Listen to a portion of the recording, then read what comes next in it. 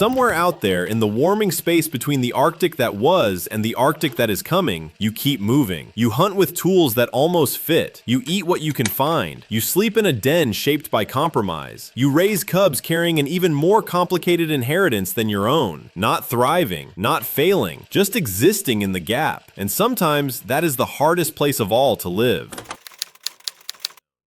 You are born in the Arctic, in a den made for a polar bear's life. Your mother is a polar bear. Your father was a grizzly bear who wandered farther north than he historically should have been. Not because he had a map, not because he had a plan, but because the Arctic is warming, sea ice is shrinking, and animal ranges are starting to overlap in ways they rarely did before. Polar bears are spending more time on land. Grizzlies are pushing farther north. Two species that were supposed to stay mostly separated are now meeting in the same shifting space. And then biology does what biology does. Now here you are. Your fur is not fully white. It is not fully brown either. It sits somewhere between cream, tan, and pale brown, like your body could not decide which world it belonged to. Your face is slightly dished like a grizzly's, but longer like a polar bear's. Your shoulders carry a hump, but your neck stretches forward with a polar bear's reach. Your paws are caught between two designs. Not quite the broad, paddle-like feet of a sea ice hunter, not quite the digging tools of a land bear. Your skull is a compromise between two different survival machines. You are not ugly. You are just wrong in a way that is hard to explain. Like a word spelled correctly but still looking strange. Genetically speaking, you are a coin that landed perfectly on its edge. Which sounds impressive, until you realize coins are not supposed to live there. Your parents were built for opposite worlds. To understand why your life is difficult, you have to understand the animals you came from. A polar bear is one of the most specialized predators on Earth. Its entire body is designed around sea ice,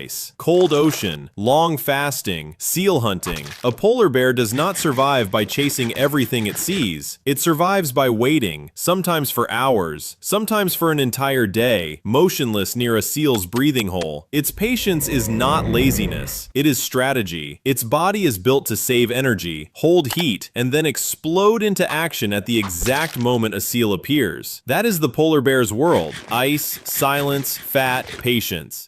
Your father's world is completely different. A grizzly bear is not a specialist. A grizzly is a survival accountant with claws. Berries? Eat them. Roots? Dig them. Salmon? Catch them. Ground squirrels? Rip open the earth. Carrion? Free meal. Garbage? Disgusting but acceptable. A grizzly survives by being flexible. It does not wait for one perfect food source. It keeps moving until the land gives it something. And when winter approaches, it eats like the universe is about to shut down. Because for a grizzly, survival is not about one perfect hunt. It is about stacking thousands of small calories before the cold arrives. So one parent is built for patience on ice, the other is built for opportunity on land, and you inherit pieces of both. That does not mean you inherit two perfect skill sets. It means you inherit two survival manuals that keep giving different instructions. One part of you says, wait, save energy, look for fat. Another part says, move, dig, search, eat whatever exists. In a stable world, maybe one strategy would win, but your world is not stable, so you keep switching, and switching costs energy.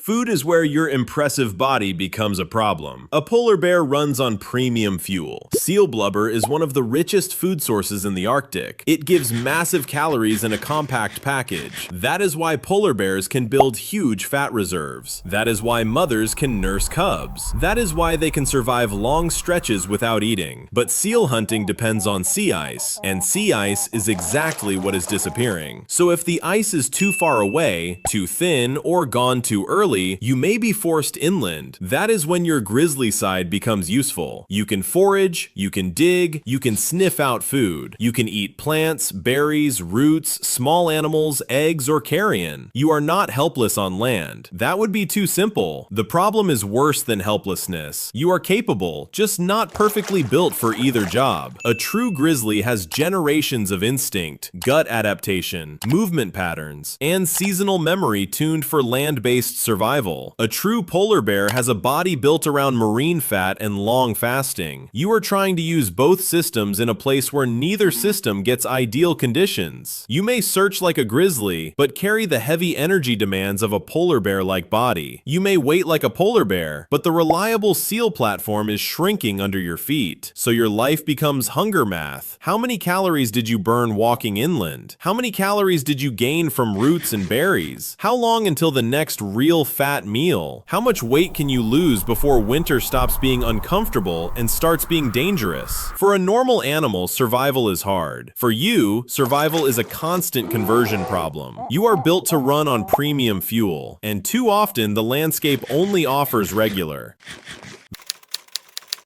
Then there is your coat. Humans see your pale fur and think it looks beautiful. The Arctic sees a mistake with legs. A polar bear's coat is not just pretty, it is equipment. It helps with insulation. It helps with camouflage. Against snow and sea ice, a polar bear becomes part of the landscape. A grizzly's darker coat fits a different world. Forests, riverbanks, rocks, dirt, brush, shadow. You are somewhere in between. Too dark for clean ice, too pale for land. On snow, you stand out. In the tree line, you still stand out.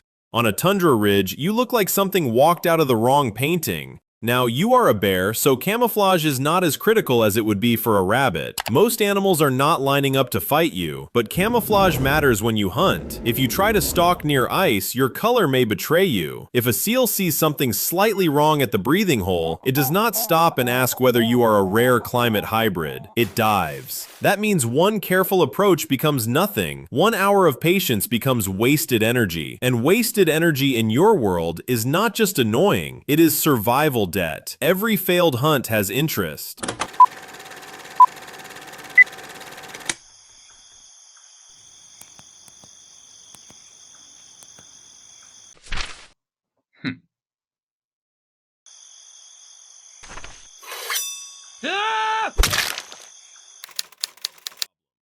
Winter is the final exam no one lets you skip. A polar bear heading into a hard season needs fat, lots of it. A grizzly entering winter needs fat too, but it gets there differently. During hyperphagia, a grizzly may spend most of the day eating, trying to build reserves before denning. It is not eating for fun. It is eating because winter does not care about confidence. Winter only cares about stored calories. And you? You enter winter with a body that may need a lot, while living in a region where the best food source is becoming less reliable. Some years you may manage. Some years you may get lucky. You may reach the cold months in decent condition, but decent is not the same as safe. The Arctic is a place where small disadvantages stack quietly. A little less fat, a little more walking, a little less ice, a little more time on land. None of those things has to kill you alone. Together, they become the shape of your life.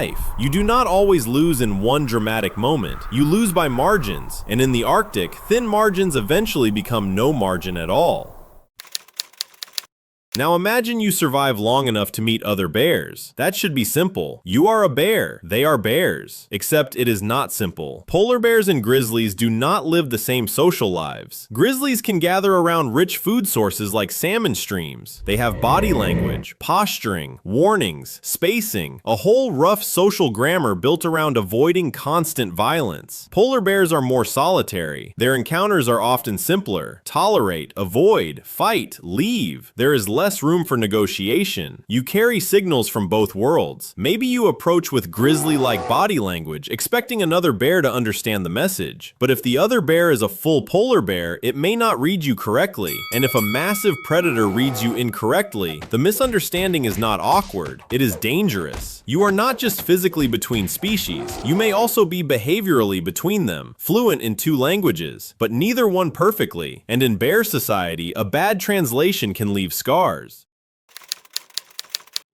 Let's say you make it to adulthood. You are large, powerful, rare, strange. And now the question becomes, Can you continue? The answer is complicated. First-generation polar grizzly hybrids can be fertile, so you are not necessarily a dead end. You can reproduce, but that almost makes your existence more complicated, not less, because your offspring do not become a clean new species overnight. They may become back crosses, leaning more polar bear, more grizzly bear, or somewhere in between. Each generation is another shuffle of traits. More polar skull, but grizzly habits. More grizzly coloring, but polar bear energy needs. Better land movement maybe, worse ice hunting maybe. Useful in one season, useless in another. There is no guarantee the mixture becomes better. Nature does not click optimize hybrid and generate a perfect animal. It throws combinations into the world and lets the world decide what survives, and your world is not giving clear instructions. If the Arctic were slowly becoming one stable new habitat, maybe your descendants would have time to adapt, but that is not what is happening.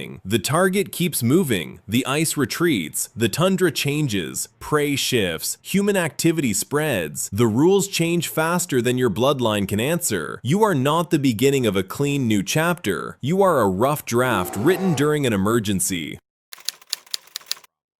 And then, as if hunger, climate, identity, and survival were not enough, humans enter the story. If you are one of the few wild Grolar or Pizzly bears ever confirmed, you instantly become important. Not as an individual trying to eat, as evidence. Scientists want DNA. Researchers want tissue samples. They want fur. They want isotope data to understand your diet. They want to map your range. They want to know whether you came from a first-generation cross or a back cross. To humans, you become a message. A rare living clue, a climate change example with claws. And to be fair, studying you matters. You do represent something important, but none of that makes your daily life easier. A headline does not help you catch a seal. A research paper does not make berries more nutritious. A documentary camera does not add fat to your ribs. You can be a symbol of the planet's future and still have no idea where your next meal is coming from. Symbols do not get to eat more seals. So here's the honest version. You are powerful. You are rare. You carry the bloodlines of two extraordinary predators. The polar bear, master of ice, silence, and fat. The grizzly, master of flexibility, force, and land. From far away, crossing a pale tundra ridge at dawn, you look almost mythical. A huge, ghost-colored bear from a world that sounds made up. But you are not ancient. You are new. And not in the clean, hopeful way humans like to imagine. You do not fit neatly into the story humans want to tell about adaptation and survival. You are the bear the world made by accident. Impressive to look at, painful to be. You raise cubs carrying an even more complicated inheritance than your own. Not thriving, not failing, just existing in the gap. And sometimes that is the hardest place of all to live.